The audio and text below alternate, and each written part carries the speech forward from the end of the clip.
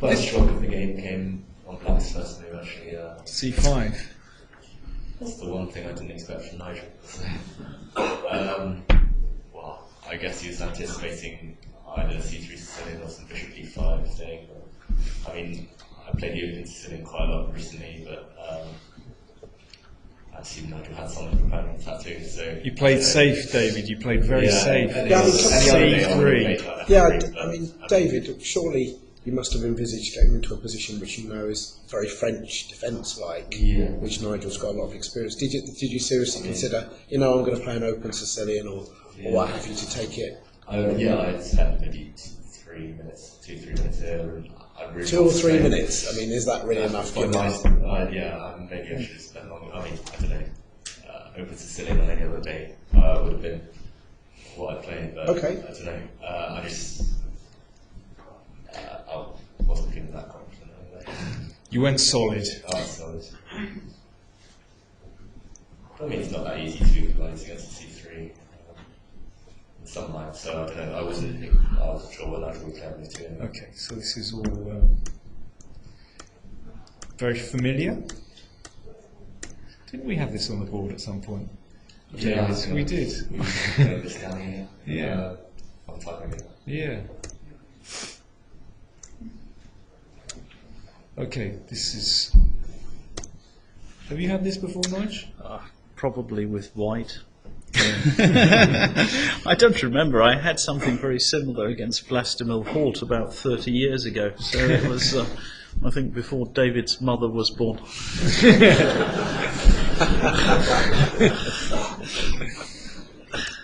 So, I mean, in general, I mean, this is a French Tarrasch. I mean, it was just an optical illusion. Some people thought it was a Sicilian defence, but it's basically just a French Tarrasch.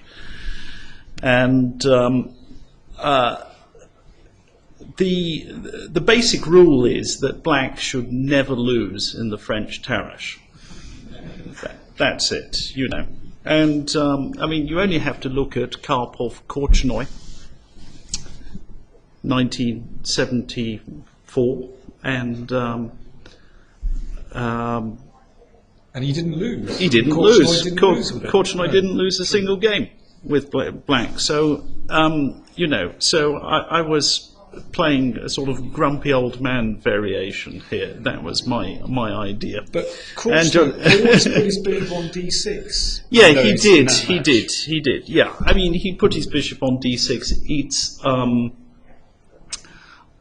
It's probably a better move, but White's advantage is so minimal that. I just wanted to do something a little bit different, because I also don't believe that White has a lot anyway in this position. The problem from Black's perspective is that it's not, if you play c5 in the French Tarrasch, it's probably the best way to play. It's a bit boring. So, it's one of those things. On the other hand, last night I woke up in the middle of the night. I was just thinking about my game against Anand and where I went wrong, and so I was up for several hours actually analysing my game, and I was a little bit tired today, so I wanted to play something safe. Or at least that was familiar to me. I didn't want to be playing anything that I wouldn't sort of recognise the patterns. So I'd be on fairly familiar territory. Is it courage for you to have these sleepless nights after you lose your game? It happens. It does happen, and I was particularly disturbed because I didn't even think I played that badly yesterday. I've lost a lot of games in this event, and I played like a complete idiot in the first round.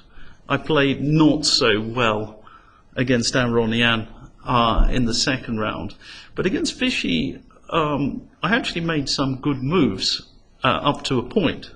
And, sometimes you get you get outplayed. You know, I missed the key moment. I was all right up to about 35 moves. I just ran short of time. So it was sort of bugging me, and that's why I had some ideas for today. They will appear at another time. I'm not saying what they are, you know.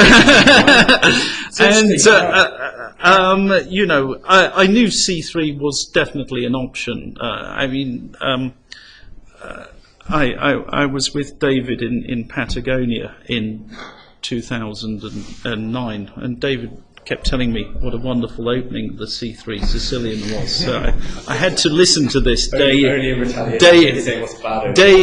day out, you know. And so I would say, come on, David, you can do better than the C3 Sicilian, you know. And he was saying, you know, but people avoid it against me. So I somehow felt he was going to do it. I didn't play, let's say, in the most challenging way.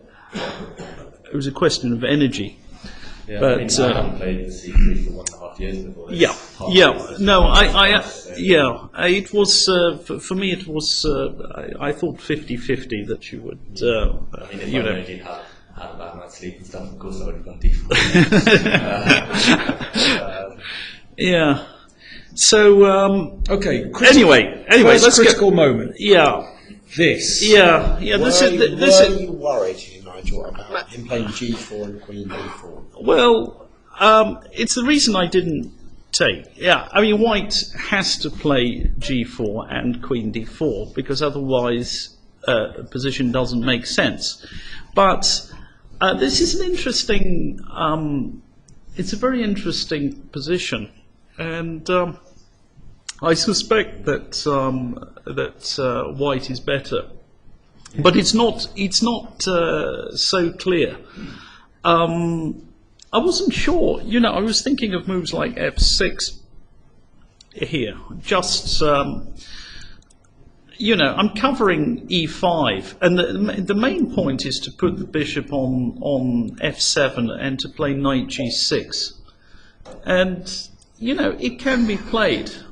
So, you know, black has options here. On the other hand, I thought David would probably play rook E3. And, you know, do a sort of vacuum cleaner variation, you know, bishop G6 and knight G6, and I thought takes, and the more pieces that come off, I'm not even sure, maybe I should take with the bishop there, but if I can take with the rook. Go on, let me take with the rook. And, you know, it's not really, even this is not a big deal. Queen C5 or something, I mean, White has many time. Yeah, Queen C5 can be played. You have to watch out for some knight F4 type of moves. So, you know. I mean, I saw your hand hovering over the C6 bishop actually, and I was expecting this kind of variation. Yeah. I mean, I could have done this. I didn't think it was so bad. On the other hand, I wanted to play in a more simple way because I'm a simple man. And I thought... But this is potentially... There is potential for it to go wrong as well from black's point of view, isn't there? There's an upside, actually. You can win these positions with black. So, you know, I've got a bishop. And bishops are better than knights. So... even when they're like this sometimes. Well, even when they're like this no, sometimes, you know what I know mean. what you mean. So you know, and G4 is committal. Extremely. So Especially if I can't get the queens off. yeah, well, the thing is, you can get the queens off, but you know, if you have to play queen takes b6, then it doesn't make sense. So I wasn't sure. It was a bit double-edged, this way of playing, and it could go wrong for me. And I just didn't want to get a position where David had a sort of very easy play. You know, if he gets in somehow knight c5, b4, and just easy play, and I'm, you know, my bishop is rattling around. without any objects of attack, then I thought, it could be a bit unpleasant. Okay. So I decided to do this. Yeah, I was probably a fraction worse, but David, we have a question for you, if we could just interrupt. Yeah. In this position here, rook e2, doubling on the e-file seemed like a fairly natural thing to do. I'm sure lots of players will play like that. Magnus here suggested the very interesting h4. The funny thing, h4 was the move that concerned me the most during the game, and actually just now in the VIP room, David suggested it to me because I think the way the game went.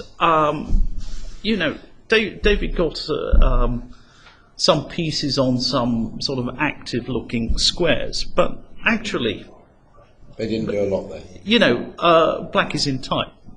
Black is black, but black is just okay.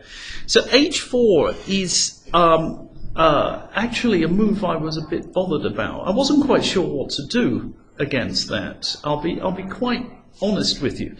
I wasn't, I can play things like h6. Okay, let's say you go h5, king f8. Wasn't sure. Oh, okay. Rook e6. Rook e6. Oh, God. Thanks. Knight g8, knight d4. It's very strong. Ooh. Dangerous. Tasty move. Queen takes b2. Queen takes b2. So rook e1 then knight f6. Yeah. Hang on. Yeah. Okay, so maybe Yeah. Knight f6.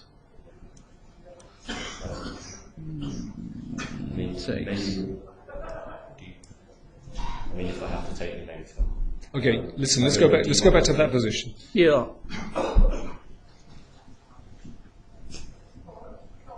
That's sort of what I was. Yeah, you can do some things, some queen f4 or something. I don't know, just coming into queen f4 maybe. Queen f4. Well, anyway, I think that was the move that concerned me. But somehow David was I don't know. Okay, when rook e2. I think it's yeah. If you don't mind, we've got to rattle through the moves. Yeah. Okay. Let's. Yeah. So I'm exchanging off, and rook d8 is a very natural move, and knight d4 is okay, but here. Maybe I could have gone queen g3 instead of knight d4. Well, you could also play queen e3, but and you have a tiny advantage, but normally you shouldn't win. And you also looked very pumped up, and I thought you're not going to exchange queens if you're looking pumped up. So,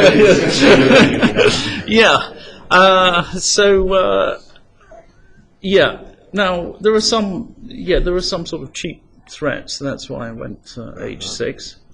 And queen a5 is just okay. I mean, it's just basically, it's not the only move. I think I can even play d3, but let's not. I think, but queen a5 is the simplest. I mean, when I played rook e2, I missed the a2 pawn on free, and then this variation is quite forcing those. Yeah, it's very, very, straightforward. Okay. And we'll just make a few more moves, because black has to be just slightly careful. I had to, there was just one point here. I had to be a little bit careful if I didn't play g6. Because, for example, if I play something, a5, I was knight c6. Is knight c6 possible there? Well, okay, Nigel. Queen takes b3, knight e7 check, and queen a8. And the point is that what you're saying, why couldn't you do this the previous move? The previous move you can't do it because instead of g3, if you play knight somewhere now, I play queen takes b3 and knight e7 check. King h8, queen a8, but now I have queen d1 check. Queen d6. King h2, queen d6 check, and it's it wins for black. If I don't have it, I resign. So, Okay. you have to see these things during the game.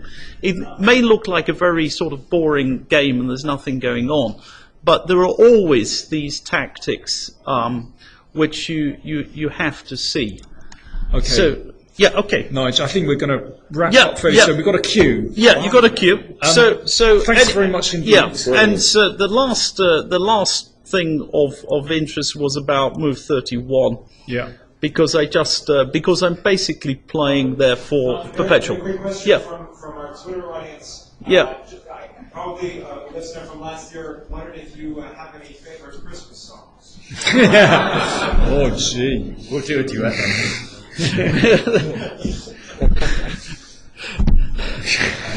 I'm speechless. Speechless. That's yeah.